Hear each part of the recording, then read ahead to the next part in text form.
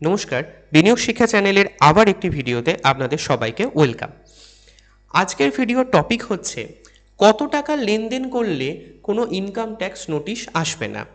মূলত income tax act অনুসারে তিনটি নিয়মের কথা বলা আছে। সেই তিনটি নিয়ম যদি আপনারা জানেন বা পালন করেন তাহলে ইনকাম ট্যাক্স নোটিশের ব্যাপারে দুশ্চিন্তা করার কোনো কারণ নেই।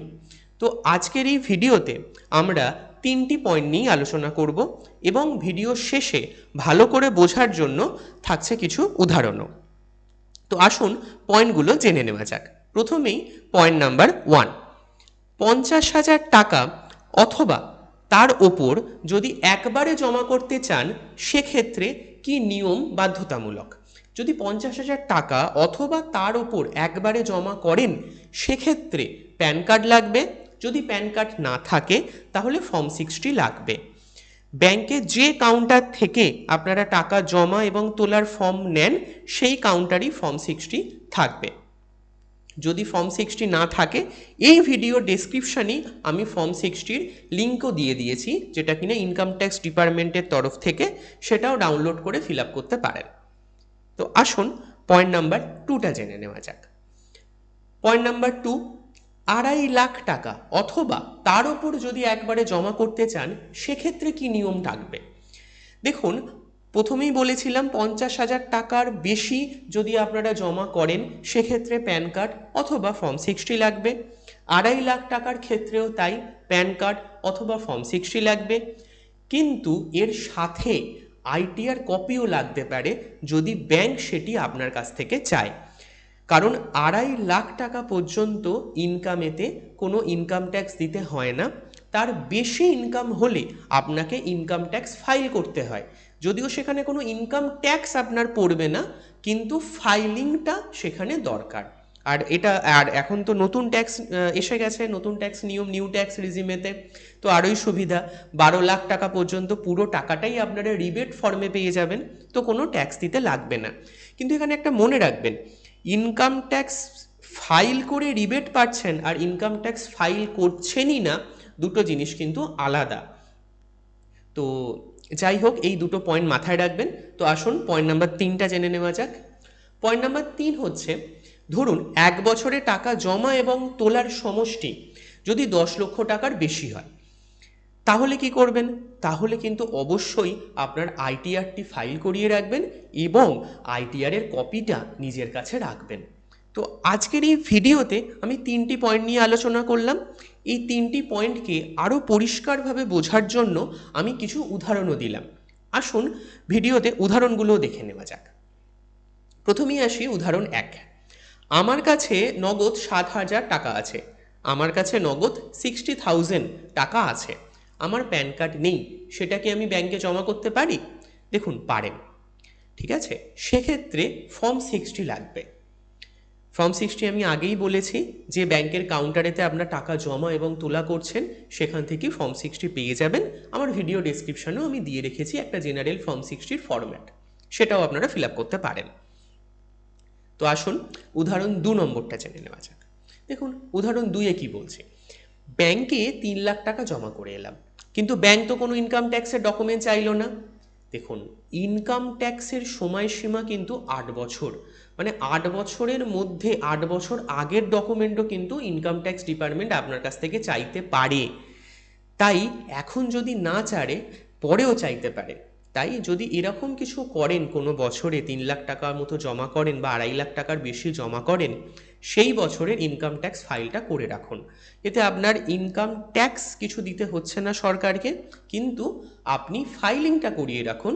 তাতে কিনা যদি আপনার ব্যাংক আপনার কাছ থেকে কোনো ডকুমেন্ট চায় বা ব্যাংক আপনার অ্যাকাউন্টেতে স্টক করে রাখে বা হোল্ড করে রাখে, তখন আপনি সেই ডকুমেন্টটা দিয়ে সেটি ক্লিয়ার করে নিতে পারবেন।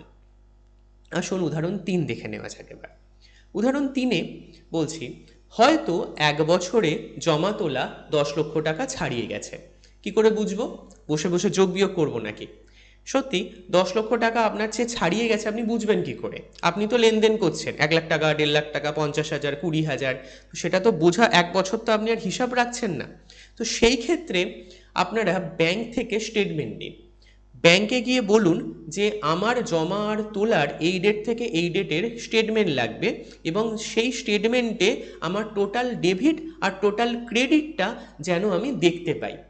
মূলত ব্যাংক থেকে যে স্টেটমেন্টটা দেওয়া হয় সেই স্টেটমেন্টের একদম নিচে টোটাল ডেবিট আর টোটাল ক্রেডিট দেখতে পাবেন। এবার এখানে একটা জিনিস লক্ষ্য করবেন, আমরা অঙ্কের নিয়মে কি জেনেছি, যদি +5 লাখ হয় আর -5 লাখ হয় তাহলে 0 হবে, কিন্তু ব্যাংকেতে যদি আপনার টোটাল লেনদেনের যোগফল 10 লাখ টাকা ছাড়ায় সেক্ষেত্রে আপনার ইনকাম ট্যাক্স লাগবে। তো সেই জন্য যদি +5 লাখ মানে ধরুন টোটাল জমা করছেন 5 লাখ টাকা এবং তুলছেন 5 লাখ টাকা, তাহলে ডেবিটে থাকছে -5 লাখ। তো কিন্তু এখানে এই দুটো 5 লাখেরই যোগ হবে, তাহলে 5 লাখ আর 5 লাখ 10 লাখ টাকা। তাহলে এখানে নর্মালি যদি শুধু জমা করেন 10 লাখ টাকা অথবা শুধু তোলেন 10 লাখ টাকা অথবা গোটা বছরে জমা তোলা নিয়ে যদি 10 লাখ টাকার বেশি হয়ে যায়, সেক্ষেত্রে ইনকাম ট্যাক্স ফাইলটা করিয়ে রাখবেন। কেন? কারণ ইনকাম ট্যাক্স ফাইলটা যদি আপনারা করিয়ে রাখেন, ব্যাংক থেকে যদি কোনো রকমের কোনো ডকুমেন্ট চাওয়া হয় তখন এই ডকুমেন্টটা আপনারা দেখাতে পারবেন। মনে রাখবেন, ব্যাংক নর্মালি কাস্টমারদের সাথে খারাপ কিছু বিহেভ করে না বা কাস্টমারদের অসুবিধা হয় এরকম কিছু ব্যাংক চায় না। তো ব্যাংক সর্বদা চেষ্টা করে কাস্টমারদের সাথে যেন সব কিছু ঠিকঠাকভাবে হয় বা কাস্টমারদের যেন উপযুক্ত পরিষেবা দেওয়া যায়। তো সেই জন্য যখন ইনকাম ট্যাক্স ডিপার্টমেন্ট থেকে ইনকোয়ারি আসবে বা ব্যাংকের হায়ার অথরিটি থেকে কোনো ইনকোয়ারি আসে, তখনই ব্যাংক কিন্তু আপনাদের কাছ থেকে ডকুমেন্টগুলো দেখতে চায়। তো যেদিন গেলেন সেদিন দেখতে চাইলো না, ধরুন 2.5 লাখ টাকা আজকে জমা করলেন, কালকে আবার 2.5 লাখ টাকা জমা করলেন, দেখছেন 5 লাখ টাকা জমা করলাম, কই ব্যাংক তো কিছু চাইছে না। তা বলে এই নয় যে আবার পরের দিন গিয়ে যদি 2.5 লাখ টাকা জমা করেন ব্যাংক কিছু চাইবে না, ব্যাংক কিন্তু আপনার কাছ থেকে ডকুমেন্ট চাইতে পারে। তো সেই জন্য যদি এর বেশি টাকা জমা করেন তাহলে ইনকাম ট্যাক্স ফাইলের ডকুমেন্টটি করে রাখুন।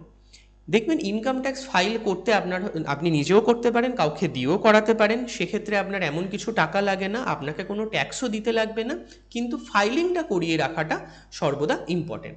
আর এই যদি ফাইলিং না করাতে চান তাহলে আমি যে 3টে পয়েন্ট বললাম এই 3টে পয়েন্ট মাথায় রাখবেন। 50,000 টাকার নিচে সর্বদা জমা করবেন, 2.5 লাখ টাকার থেকে নিচে জমা করবেন এবং জমা তোলার সমষ্টি দেখবেন যেন 10 লাখ টাকা না ছাড়ায়, তাহলে সাধারণভাবে ব্যাংক আপনার কাছ থেকে ইনকাম ট্যাক্সের কোনো ডকুমেন্ট চাইবে না। যাই হোক, ভিডিওটি এতটা দেখছেন, এতক্ষণ রইলেন আমার সাথে, তো অসংখ্য আপনাকে ধন্যবাদ। ভিডিওটি যদি এতক্ষণ দেখে থাকেন একটু চ্যানেলটি অবশ্যই সাবস্ক্রাইব করে যাবেন এবং আরও নতুন নতুন ভিডিও দেখার জন্য চ্যানেলটির বেল আইকনটি প্রেস করে রাখবেন। ধন্যবাদ, থ্যাংক ইউ সো মাচ।